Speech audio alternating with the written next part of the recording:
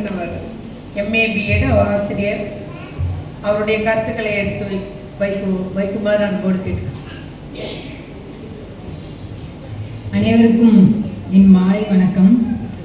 எதிரணி எப்பவுமே பேசுவாங்க, ஆனால் செயலில் ஒன்றுமே இருக்காது. வாஷிங் மிஷின் தரேன், ஃப்ரிட்ஜு தரேன்னு சொல்லுவாங்க, ஆனால் கடைசியில் நோட்டீஸை கொடுத்து ஏமாற்றிடுவாங்க.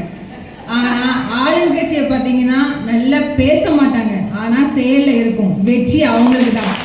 அதனால எப்போதுமே மாமியார் அணிதான்.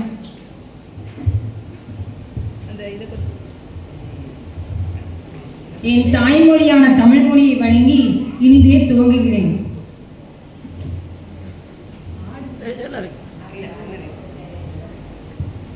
திருநெல்வேலியின அல்வா, திருநெல்வேலியின அல்வா, மணப்பாறை முறுக்கு, மதுரை ஜிகிர்தண்டா. நம்ம தூத்துக்குடினா மீன், கருவாடு, உப்பு இதெல்லாம் பழசு. இப்போ நம்ம ட்ரெண்டிங்ல இருக்கிறது நம்ம தென்னகத்து ஜான்சி ராணி, சமூக நலத்துறை அமைச்சர், நமது நடுவர் நம்ம அக்கா திருமதி கீதா ஜீவன் அவர்கள்.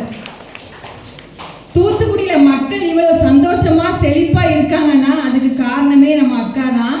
ஏன்னா என்ன பிரச்சனையா இருக்கட்டும், குறிப்பா பெண்களுக்கு என்ன பிரச்சனையா இருந்தாலும் முதல்ல வந்து நிற்பாங்க. அதான் நம்ம அக்கா சிங்கப்பெண். அவர்களுக்கு நன்றியையும் வணக்கத்தையும் தெரிவித்துக் கொள்கிறேன்.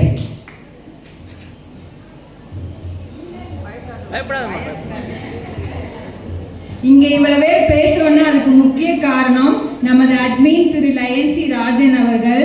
உண்மையிலே இந்த லயன் இஸ் ஆல்வேஸ் லயன். சிங்கம் எப்போதுமே சிங்கம் தான். அதனாலதான் இவ்வளவு சிங்கங்கள் இங்க நம்ம சிரிச்சுக்கிட்டு இருக்கோம். அவரது துணைவியாரான கெனிராஜன் அவர்களுக்கும் அவரது 2 குழந்தைகள் சுறுசுறுப்புனா அந்த பிள்ளைகிட்ட இருந்து கத்துக்கலாம். ஏன்னா அவ்வளவு சுறுசுறுப்பா எந்த ஒரு கோபமும் படாம வேலையை வந்து எப்பவுமே டக்கு டக்குன்னு. இப்போ நம்மலாம் காலையில எந்திரிச்சோமா, நல்ல வேலையை பார்த்தோமா, சாப்பிட்டோமா, தூங்கினோமா இருக்கும். ஆனால் அவங்க அப்படி இல்லை. எப்போதுமே சுறுசுறுப்பா கோவமே படாம என்ன வேலையா இருந்தாலும் நிதானமா சிறப்பா செயல்படுவாங்க. அவங்களுக்கு ஒரு நன்றியை தெரிவித்துக் கொள்கிறேன். சிந்தனை சாரல் உமா காசித்தங்கம் அவர்களுக்கும் எப்பவுமே சிரிச்சுக்கிட்டு இருக்க, கோவமே படாத சிறந்த மாமியார்னே சொல்லலாம் அவங்க. ஏன்னா எப்போதுமே அதிகாரமும் இருக்கும், அன்பும் இருக்கும். அதனால அவங்களுக்கு ஒரு நன்றியையும் வணக்கத்தையும் தெரிவித்துக் கொள்கிறேன்.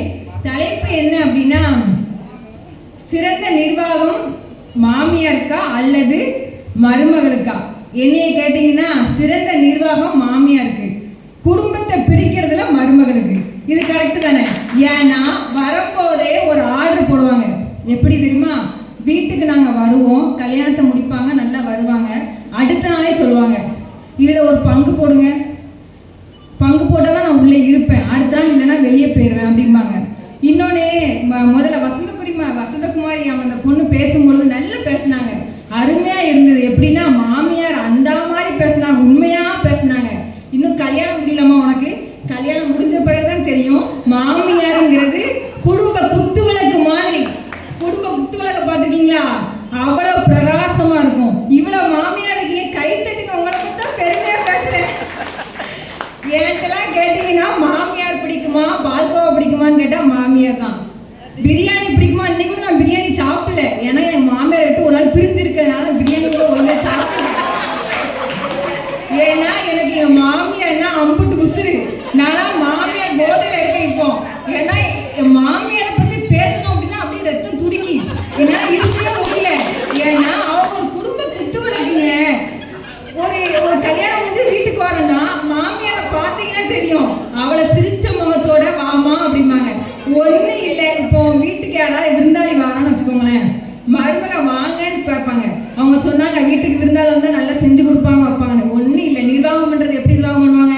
இப்போ ட்ரெண்டிங்காக மியூசிக் வருது, இடியாப்பம், அந்த மாதிரி தான். உள்ளே இருப்பாங்க ஆனால் வெளியே போயிடுவாங்க. எப்போ இருக்காங்க எப்போ இல்லைங்கிறதே தெரியாது. அதனால நான் என்ன சொல்கிறேன்னா, சிறந்த நிர்வாகங்கிறது மாமியார் தான். ஒன்றும் இல்லை, இப்போ நம்ம கையில் அமௌண்ட் ஏதாவது, இப்போ 2 பேர் வேலைக்கு போகிறோம், இப்போ 2 பேர் வேலைக்கு போகிறோம், கணவன் மனைவி 2 பேருமே வேலைக்கு போகிறோம். ஆனால் நம்ம கையில் காசு இருக்காது. எப்படின்னா 15ஆம் தேதிக்கு மேலே நம்ம கையில் காசு இருக்காது, செலவு பண்ணிடுவோம். ஆனால் மாமியார் அந்த காலத்தில் என்ன பண்ணுவாங்கன்னா, ஒருத்தர் தான் மாமனார் வேலை பார்ப்பாங்க, மாமியார் நிர்வாகம் பண்ணுவாங்க. நிர்வாகம் பண்ணி அந்த குடும்பத்தை பார்க்கும்போது எந்த ஒரு பிரச்சனையுமே வராது. என்ன அப்படின்னா, குடும்பத்தை நிர்வாகம் பண்ணும்போது ஒரு கணக்கு இருக்கும், இந்த செலவுல தான் பண்ணணும் அப்படின்னு சொல்லுவாங்க. ஆனா நம்ம இப்ப 2 பேரும் வேலைக்கு போறோம். இப்பெல்லாம் எங்க வீட்டுல 2 பேரும் வேலைக்கு போறோம். ஆனா 20 தேதிக்கு மேல பார்த்தீங்கன்னா கையில காசு இருக்காது. காரணம் செலவுகள். எப்படி பியூட்டி பார்லர் த்ரெட்டிங் பண்றது, இந்த மருமகள் அணியில பேசினாங்களே, செலவே பண்ண மாட்டோம். ஜிபே போன்பே எல்லாம் வச்சிருக்கோம், ஆனா செலவே பண்ண மாட்டோம்.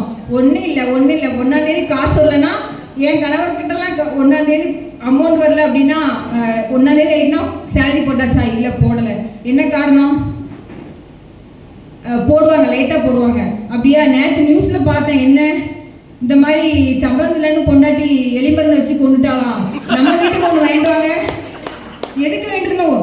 எலிமருந்து வச்சு எலி சாகாது. ஆனால் ஒரு பிட்டை போடுறதா, நாளைக்கு நீங்கள் வேண்டிருந்துருங்க வீட்டுக்கு. எதுக்கு வேண்டிருந்தா கொஞ்சம் நல்லா இருக்கும், அப்போதான் அந்த பணம் நம்ம கைக்கு வரும். அப்படி இல்லைன்னா வராது. அதே மாதிரி என்ன அப்படின்னா, நிர்வாகங்கிறது மாமியார்கிட்ட எப்படி இருக்கும் அப்படின்னா, அதாவது நிர்வாகம் பண்ணும் பொழுது அந்த கணக்கு வழக்குகளை சரியான முறையில நிர்வாகம் பண்றது. மாமனார் 15ஆம் தேதி 18ஆம் தேதி ஆயிட்டுனா, ஐயோ நம்ம கையில காசு இல்லையே என்ன பண்றது அப்படின்னு புலம்புறதுக்குள்ள உள்ளே இருந்து கடுகு டப்பால போட்டுச்சாங்கன்னு சொன்னாங்களே, அந்த கடுகு டப்பால போட்டு இப்ப நம்ம கையில ஒரு போன்பேல 500 ரூபாய் இருந்தாலே என்ன ஆர்டர் போட்டு வாங்கலாம் நம்ம நினைக்கும். ஆனா அந்த கடுகு டப்பால, உப்பு டப்பால, புளி டப்பால போட்டு சேர்த்து வச்ச பணத்தை பார்த்தாலே எடுத்து செலவு பண்ண மாட்டாங்க. அது இருக்கட்டும், நம்ம மாச கடைசி ஆயிட்டுனா உதவணுமேங்கிறதுக்காண்டி அவங்க மண்டையை சொரிஞ்சிட்டு மாமனார் மண்டையை சொரிவாரு. அப்பவே உடனே மாமியார் வந்து ஒன்றும் பிரச்சனை இல்லை, நான் தரேன், இதை செலவு பண்ணுங்க. ஆனா அவங்க வேலைக்கே போயிருக்க மாட்டாங்க. அந்த இடத்துல மாமியார் வேலைக்கு போயிருக்க மாட்டாங்க. ஆனாலும் அந்த பணத்தை சேர்த்து வச்சு மாமனார்